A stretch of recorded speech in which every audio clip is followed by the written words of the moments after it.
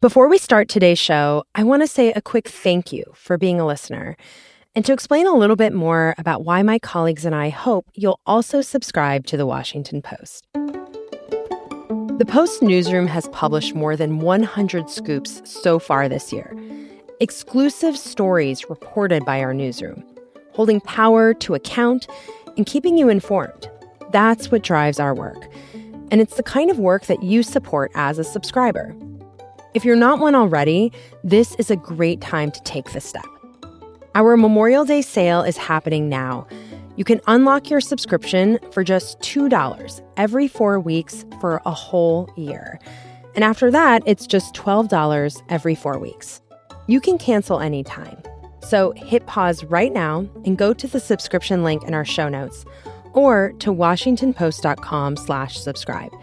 In a few minutes, you'll have more of what's happening in the world right at your fingertips. This offer is good for a limited time, so really, do not wait. We're so excited to welcome you as a subscriber. Okay, here's today's show. John, Jacob, I want to start by painting a picture for you. So, okay, imagine. You're on vacation, you're on the beach, the sunscreen has been applied, the umbrella is up, there's kids in the water, you're lying down on a towel or a chair if you prefer, and you reach out your hand. What book are you reaching for? The book that I'm reaching for this summer is by a guy who writes for our section sometimes, Samuel Ashworth. It's called The Death and Life of August Sweeney, and it is the life story of a celebrated celebrity chef told through his autopsy. Whoa. You know, this is very much on my mind because I'm going on vacation in a week and I'm deciding what to pack. I think this is such a non-summary answer, but I might take Bleak House by Charles Dickens. That's Jacob Broken and John Williams. And they have a really cool job. They get to read books for work and then write about them for the Post's book section. It's called Book World. And every year around this time, John and Jacob help craft Book World's definitive summer reading guide. It's an exhaustive list of recommendations for every kind of reader.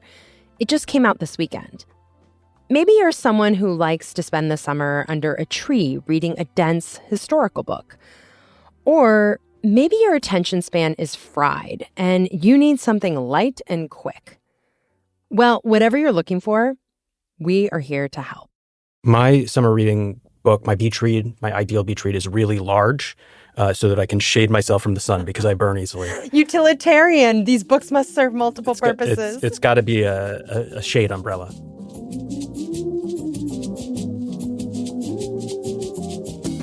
From the newsroom of The Washington Post, this is Post Reports. I'm Elahe Izadi. It's Monday, May 26th.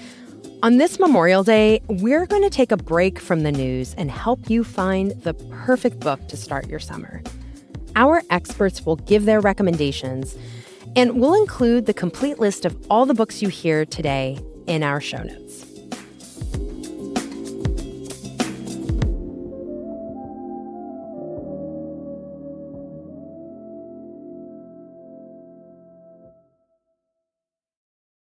So, John, Jacob, thanks for coming into the studio to talk to me today. Thanks for having us. Yeah, I'm really looking forward to this. And what I'd like to do with both of you is run through different types of books and readers to get your expert advice on the best books for every situation. Are you guys game for that? We're game. Ready. I wanted to start by talking about the quote-unquote door stopper category. So this is like a very thick book. What would you recommend for people who want to spend the summer tucking into, like a nice, chunky, long read? Well, for history buffs, there are a couple of biographies these are really massive. A lot of people read on e-readers and things, no Mm. judgment. So they might choose that with these because they are quite large. The first is Ron Chernow's big new biography of Mark Twain. Chernow is probably the best known historian of his generation. He tends to write about giant financial titans or, American political figures. And he wrote the book that the Hamilton Broadway musical was inspired by? He did. It has to be the most unlikely musical adaptation of all time. Another doorstopper about Alexander Hamilton, a kind of, at that time, B-list founding father. Yeah, it could be a list. Straight up to the A. So what did he do with Mark Twain then? Well, with Mark Twain, he takes about 1,100 pages to tell the story of the author of Huck Finn and many other books, and considered by many to be, if not the greatest American writer, kind of the most characteristic American writer, and tells his life. And, the reviews have been a little mixed. I think you definitely have to have a fairly large pre-existing interest in Mark Twain I see. to pick it up. But I also think Chernow has his own fans who just like the way he does history. Yeah. And so I think for them, it definitely won't disappoint. The other one is a giant political biography, which is coming out on June 3rd, and that's the new long-awaited biography of William F. Buckley Jr. by Sam Tannenhouse. Tannenhouse, who's a friend to Book World and writes for us sometimes, he's been working on this book for a really long time. His previous book won a big prize, and he's been really delving into the life of Buckley, who, of course, was the person who did probably the most to shape the conservative movement during his lifetime as the founder of National Review magazine. And I think this is going to be a biography that really reads like a novel, kind of tells his whole life in a very dramatic way. I love those. Jacob, summer is also a great time to leave your house. Get out there, experience nature. And so I'm just sort of picturing whether, you're in a park, on a bench, wherever you are outside, is there something that you would recommend to read while enjoying the great outdoors? You might want to pick up Robert McFarlane's book, Is a River Alive? Even the title is very outdoorsy. Incredible outdoorsy title. And McFarlane is one of the just finest writers working today. I started reading it this morning. He's detailing this stream that is near his own house, the stream that he visits with his kids, but going through from the book's opening paragraph, the whole kind of generation of the river. I mean, I can just read you paragraph from it here. I love it. Let's get into the great outdoors while we're inside. I think it'll pull you right there. 12,000 years ago, a river is born. In a hollow at the foot of a hill, on which flints lie white as eyes, water rises for the first time from a crack in the chalk and flows away. Rises and flows for days, then years, then decades, then centuries, watched by a midsummer day moon and a berry-red winter sun, watched in all weathers, watched by deer who stand 6 feet tall at the withers, watched by centuries of hawk and fox, watched in sleet and hail, watched by aurochs 11 feet long from muzzle to tail.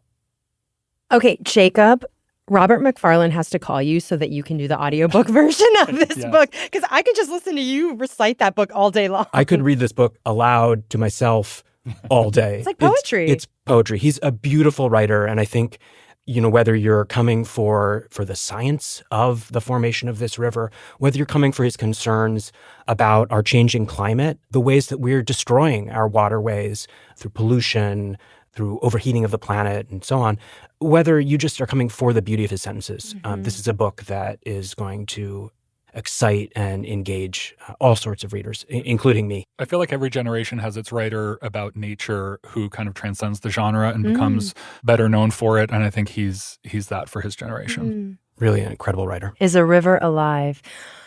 A lot of people also reach for fiction over the summer, the sort of escapist vibe, or just something really engrossing to read when you're on a plane or by a pool. I'm wondering what newly released novels, works of fiction, are really catching your eye right now. Well, I always go to thrillers for summer because I feel like people really want to feel like they're on an adventure. There is a new book out on June 10th by a writer named S.A. Cosby. It's called King of Ashes. And Cosby he's had this kind of meteoric rise in the last 5 or 6 years. And he writes these very southern, very propulsive, I should say they're pretty violent and bloody. So it's for that crowd. They're not psychological thrillers. They're action thrillers. Like stuff happens. People chase each other and hurt each other. And he's a great plotter. He's good at plot and story. And his audience, I think, has grown exponentially in the course of just the last 2 or 3 novels to the point where I think people are really, really looking forward to this new one. Yeah, that sounds so interesting. I want to now actually talk about a different category of book, which I think can often be overlooked when we're talking about books, and that is the graphic novel. Are there any that you guys are really excited about? The one that I'm most eager to recommend right now, that I think a lot of people will be really looking forward to, is Alison Bechdel's new book, Spent. Bechdel is most famous for her memoirs, especially Fun Home, which is arguably one of the most important graphic memoirs of the last 30 years. Maybe I'll just say, we can say one of the most important graphic memoirs ever written. I mean, it truly was an epocally important book when Bechdel wrote it. Bechdel then wrote two other memoirs that are arguably less successful, Are You My Mother and The Secret to Superhuman Strength. But what is this one? It's called Spent? This one is called Spent, and it is not a memoir. Instead, it's a novel. It's a work of fiction. And you're holding it right here? I'm holding it right here. Oh, wow. This cover is really beautiful. It shows in the American Gothic pose Alison Bechdel herself and a representation of her wife, Holly Ray Taylor, who colored the book for Bechdel. And in this book, a fictionalized version of Alison Bechdel is hanging out with characters from her long-running comic strip, which was called Dykes to Watch Out For, which ended in, I think, 2008. But here she returns to those characters as older people. It's sort of like a AARP magazine-ready version of Dykes to Watch Out For. It's ultimately a book about getting older, about rediscovering desire, pleasure, community in a world that is, in one way or another, on fire, but in which there might be still some kind of possibility for hope in caring for the people around us. It's a real treat. It reads really breezily. Some of her memoirs are a little intellectually dense, and this one just kind of clips right along, even when it is making occasional references to Karl Marx's Capital.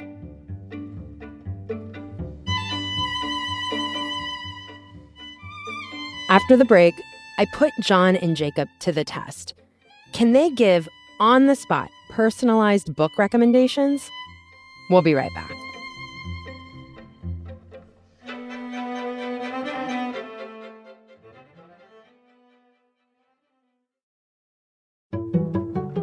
I'm Fennett Narapil, and I'm a health reporter for The Washington Post. My job is to cover public health, and that means I'm writing about infectious disease threats like COVID, Mpox, and bird flu, and I'm also holding the federal government and state government officials accountable for how they respond to these disease threats. So when we write about public health issues, we want to serve our readers by going deep into the science and by making sure that what they're reading is authoritative information that's been vetted by experts and written by people who've covered these issues for years. We want to empower people to live their best lives and to protect themselves and their loved ones. And that's what subscriber-supported work does, is that it gives me the time and resources to really spend on a story. When you subscribe to The Washington Post, you support this kind of journalism and the people behind it. I'm Fennett Narapil, and I'm one of the people behind the Post.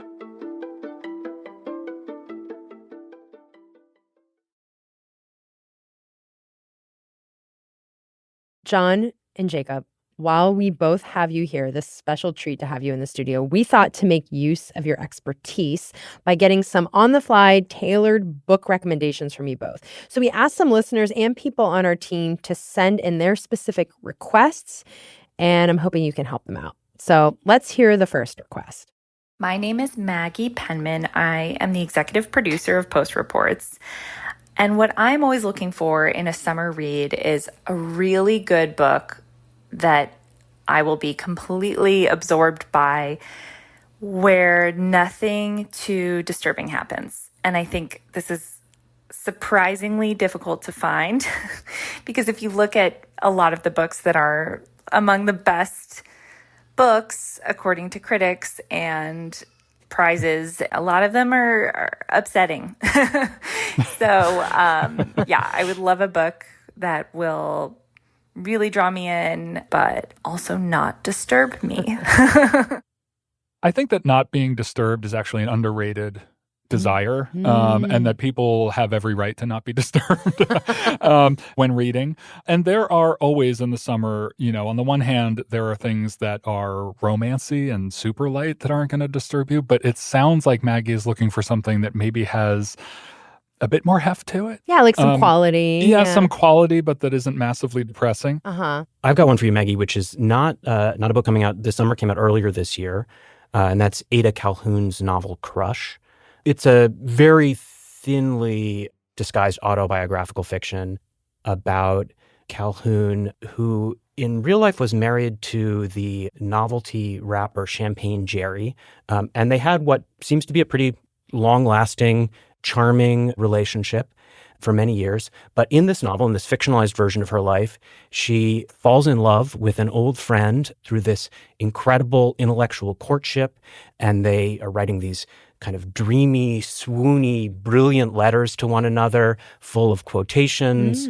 And, you know, unless you consider people finding new forms of happiness stressful, I don't think it's a really stressful novel. I had a lot of fun reading it, and I genuinely think it would be a great summer read no matter when it had come out in the year. So I'd pick that one up. That's a good one. Calhoun's a great writer, and that is a book about opening up a marriage, which honestly is incredibly trendy in literature these days, both in memoirs and in novels. And we've written a few pieces about that. So that's a good, if you want in on that trend, that's probably a good starting point. And I have another one. There's a new novel by an author named Madeleine Thien, who's very popular. It's called The Book of Records. It's about a family that has sort of a magical way to travel throughout time in a shape-shifting building that's made of the past, present, and future. But it's definitely on the sort of literary side and not the science fiction fantasy side. Getting at kind of serious issues about memory and politics and generational relationships, but through this kind of fanciful conceit. And it's kind of like a mix of a historical novel and a speculative novel. And she's a really good writer. Well, there you go, Maggie. 2 great options. Okay, our next request comes from a listener. Let's take a listen. Hi, my name is Dorothea Truffleman. I'm from Brooklyn, and I'm looking for a book recommendation for a memoir or a memoir kind of disguised as fiction, and steering away from celebrity memoirs. By this ask, I mean something more along the lines of Maggie O'Farrell's I Am, which is about her many encounters with death, or something maybe where the author disguises themselves in their fiction, like Paula Auster or Philip Roth or any kind of read like that. I'd love your help with. I want to say to Dorothea that she's better at this than us, because that Maggie O'Farrell book, I Am, let me just reiterate that recommendation because it's such a fascinating book and so easy to read, but also so interesting. Yeah. In terms of memoirs this season, there's actually a book by a writer named Melissa Febos that's coming out on June 3rd. She has written several books before. This one is called The Dry Season, and it's a memoir. She's a very lively writer, very sort of confessional writer, very modern. And this book is about what she learned about herself and about love through a year of abstaining from sex and from dating, essentially. I think that that's a really good combination of someone who is creative and sort of sometimes has the feel of a novelist, and yet this is very much about her own experience in her own life. Jacob? Yeah, so I'm going to recommend one that's not out quite yet. You're going to have to wait till a little later in the summer, but you can pre-order. Publishers love that. It's Rax King's essay collection, Sloppy. Rax King is one of the great kind of internet provocateurs. Was very charming on what used to be called Twitter, and wrote another fun memoiristic essay collection called Tacky a few years ago. Sloppy is about sobriety. It's also about her relationship to her dad, who loomed really large in her life. But most of all, it's funny, it's lively, and it's full of sexy, weird little blind items about strip clubs in D.C.